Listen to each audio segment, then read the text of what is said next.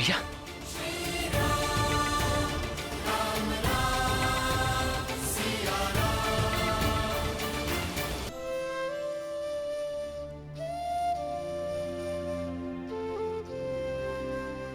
मैं धनुष भंग होने का कारण आदर सहित स्पष्ट कर चुका हूं प्रभु, और विनय पूर्वक अपनी भाई की अज्ञानता के लिए क्षमा चाहता हूं।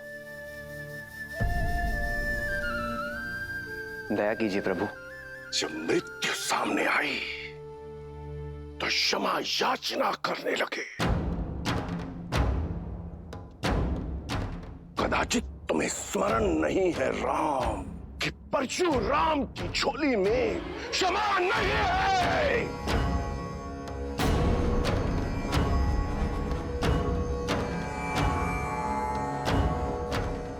मेरे मन में आपके लिए बहुत सम्मान है ऋषिवर।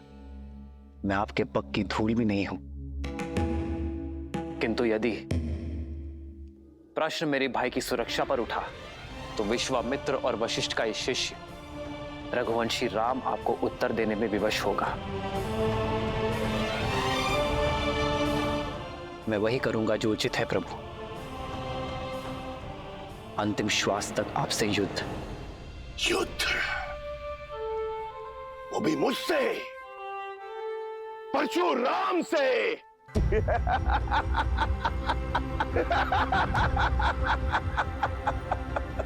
जिसने कार्तिवीर्य अर्जुन की 998 भुजाएं काटकर उसके सर को धड़ से अलग कर दिया, उस परशुराम से जिसे बिना तोड़े धनुष पर प्रत्यंचा चढ़ाना नहीं आता, वो इस परशुराम के समक्ष शस्त्र उठाएगा।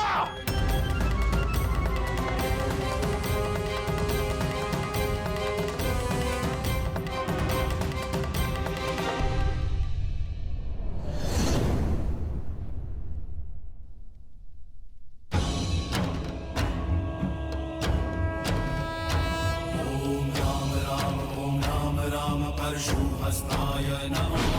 ओम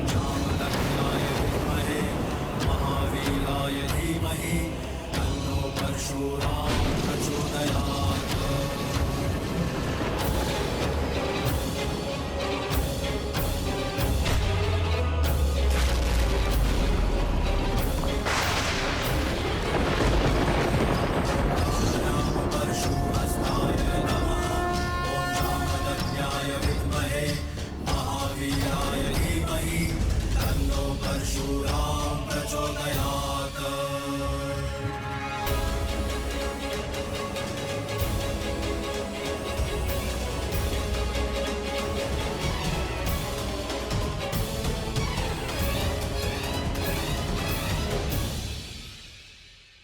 पिनाक को तोड़ने का मद रखने वाले बालक, ये श्री हरि नारायण का धनुष सारंग है। महादेव के धनुष को तो तुमने भूल से तोड़ दिया। अब इसे उठाओ और चढ़ाओ इस पर प्रत्यंचा।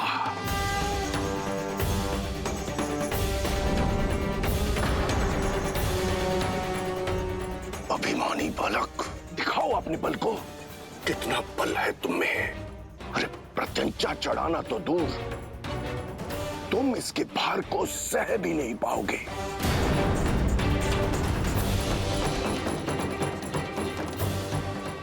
अरे चढ़ाओ प्रत्यंचा, ताकि सब देखें कि अयोध्या का बल इसके भार के नीचे कैसे कुचला गया। जो आज्ञा ऋषिवर।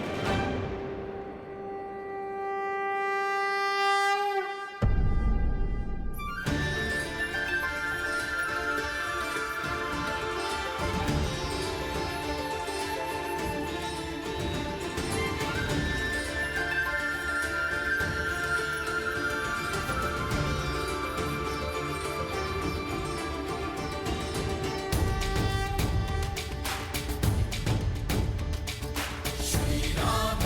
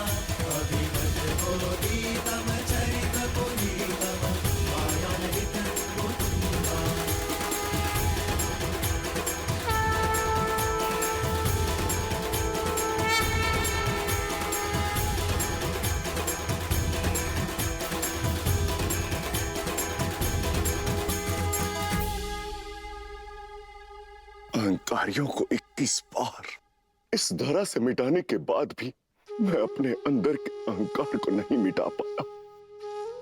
मैं आपको पहचान नहीं पाया राम।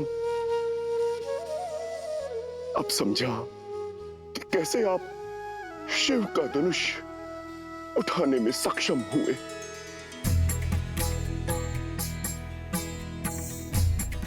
श्री रामचंद्र की जय। श्री रामचंद्र की जय। श्री रामचंद्र की जय। श्री रामचंद्र की जय। श्री रामचंद्र की जय।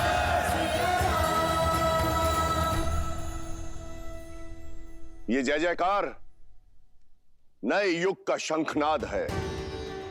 त्रेता युग में उगे नए सूर्य का। अनजाने में ही सही, परंतु सत्य कहा मैंने कि अब इस भूलोक में दो राम नहीं रह सकते।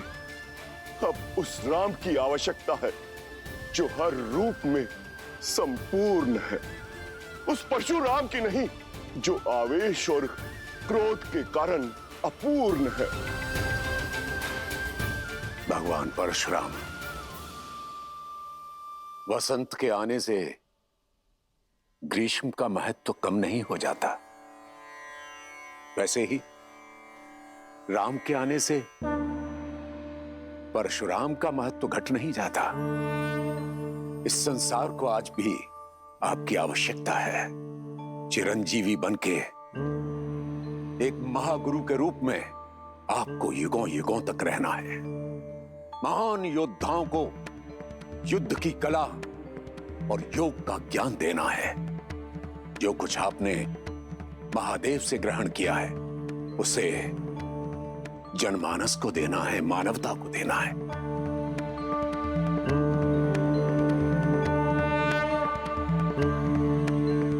अब इस बाण का क्या करूं ऋषिवर, जो इस धनुष पे चढ़ाया है? मैं जानता हूं राम कि धनुष पर चढ़ाया बाण लौटाया नहीं जा सकता। अब इसे लक्ष्य देने की आवश्यकता है। तो बताइए ऋषिवर,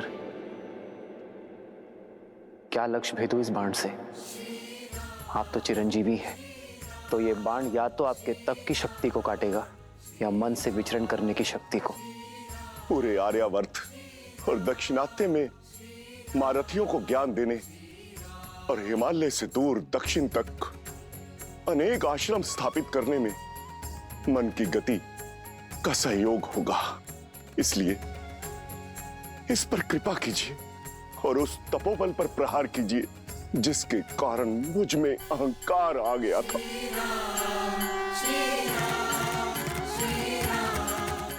राम, इस बाण को पूर्व दिशा में छोड़िए ताकि मैं महेंद्र पर्वत पर जाकर पुनः तपस्या कर सकूं।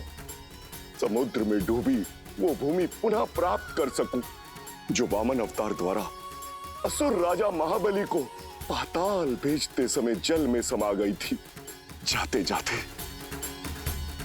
धर्म स्थापना और अधर्म के विनाश का दायित्व आपको सौंपकर मैं आपसे विदा लेता हूं राम, विदा लेता हूं। जो आज्ञा प्रभु।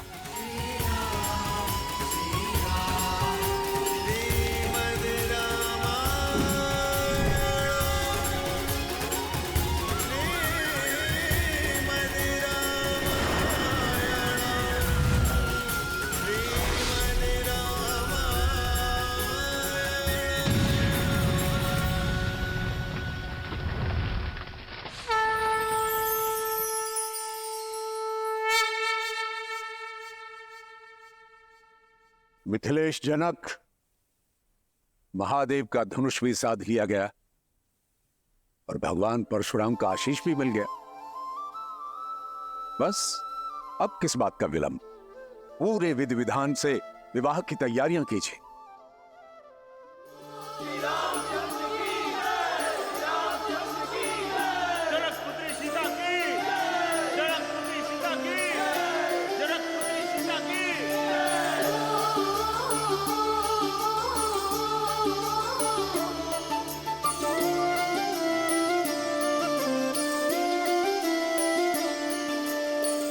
जन्म जन्म का है ये संगम, राम रतन सीता वैभव धन।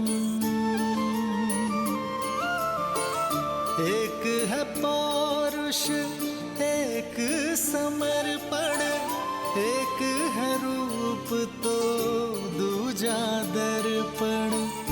राम है लोचन सीता दृष्टि, राम है बादल सीता वृष्टि। राम सिया राम सिया राम सिया राम, राम सिया राम सिया राम,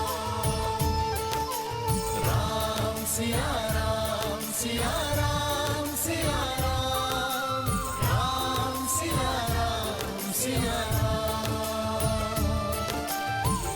सीता को रखते हृदय रघुराई, पूरण राम को करने आई। सीता करती उनकी पूजा, राम से आसा प्रेम न दूजा।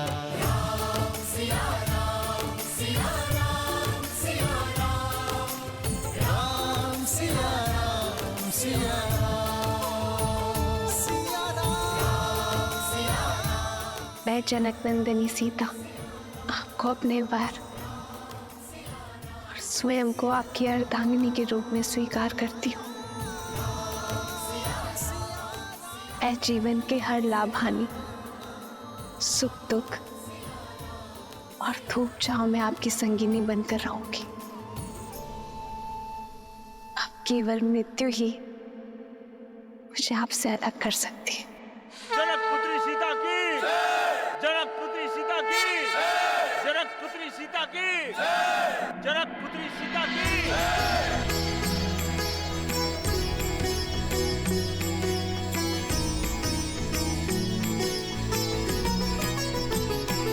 हो सोहती सिए राम के जोरी, छवि सिंगारू मनहूं एक ठोरी। सखी कहाही प्रभु पद गहु सीता, करती न चरण परस अति भीता। आपने मुझे अपना अर्धांग चुना है, अर्थात हम दोनों एक दूसरे को पूर्ण करेंगे। आज से मैं आप हूं और आप मैं,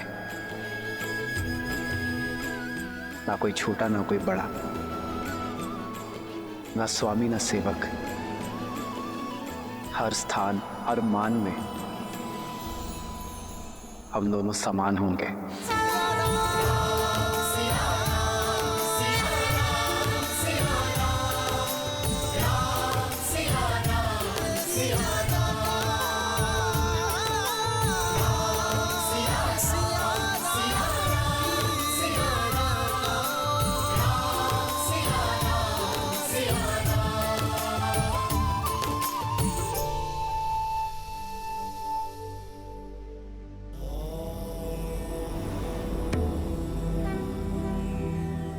देवी के मुख को देखकर प्रतीत होता है कि मन में कोई शंका है।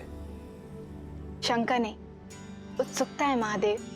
परशुराम तो स्वयं नारायण के अवतार थे, तो फिर वो श्री राम को पहचान कैसे नहीं पाए और उन्होंने क्रोध क्यों किया? और एक ही समय में विष्णु के दो अवतार संभव हैं? देवी ये तो उचित नहीं है। मुझ भोले से एक साथ इतने सारे प्रश्नों का उत्तर चाहती हैं आप। मैं एक एक करके उत्तर देता हूं। सत्य तो यह है कि भगवान परशुराम ने श्री राम को देखते ही पहचान लिया कि वो नारायण का पूर्ण अवतार है, परंतु आवश्यक ये था कि ये संसार भी जान ले कि वो कोई साधारण राजकुमार नहीं, अपितु स्वयं नारायण है। यही कारण है कि भगवान परशुराम ने श्री राम के समक्ष विष्णु के धनुष सारंग पर प्रत्यंचा चढ़ाने की चुनौती रखी। ऐसा उन्होंने इसलिए किया ताकि ये संसार श्री राम के बल और उनकी श्रेष्ठता को स्वीकार कर सके। रही बात दो भिन्न अवतारों की, तो यदि लक्ष्य भिन्न हो तो नारायण अवश्य ही दो अवतार भी ले सकते हैं। जहां एक और भगवान परशुराम ने सतयुग में धर्म और न्याय की स्थापना हेतु अवतार लिया, वहीं त्रेता युग में प्रभु श्री राम ने मर्यादा की स्थापना हेतु अवतार लिया। जय श्री राम। जय श्री राम। अब कथा में आगे बढ़िए ना महादेव, मुझे श्री राम और सीता का विवाह देखना है। देवी, इतनी आतुरता अच्छी नहीं। आप अपनी अधीरता के रथ को तनिक थामिए। हम सीता और राम के विवाह की बात कर रहे हैं। कितने प्रबंध करने होते हैं, कितने काम होते हैं, उसमें अभी समय लगेगा। परंतु तब तक मैं अपनी प्रिय का मन बहलाने के लिए आपको इसी कथा के एक अन्य पात्र की कथा सुनाता हूं। कौन है वो? मेरा परम भक्त लंकापति रावण, जो अब तक ना तो सीता स्वयंवर में हुए अपने अपमान को भूला था,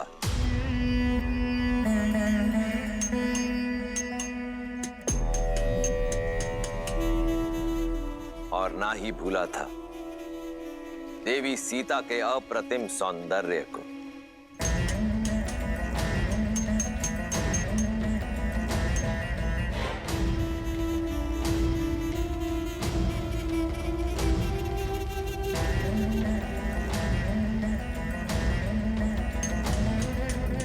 भैया,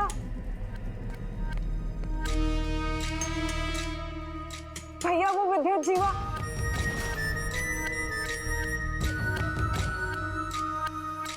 तब क्या किया तुम्हारे उद्दंडपति ने?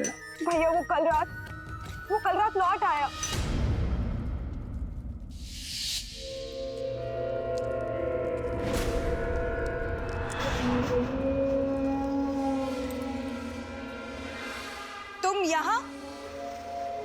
तुम यहाँ क्या कर रहे हो विद्युत जीवा? क्या एक पति को अपनी पत्नी, एक पिता को अपने पुत्र के पास होने का कोई अधिकार नहीं है?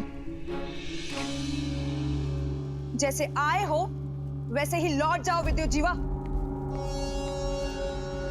अन्यथा भैया तुम्हारे प्राण ले लेंगे, क्योंकि वो अपना अपमान कभी भी नहीं भूलते। अपमान तो मेरा किया है तुम्हारे भाई ने।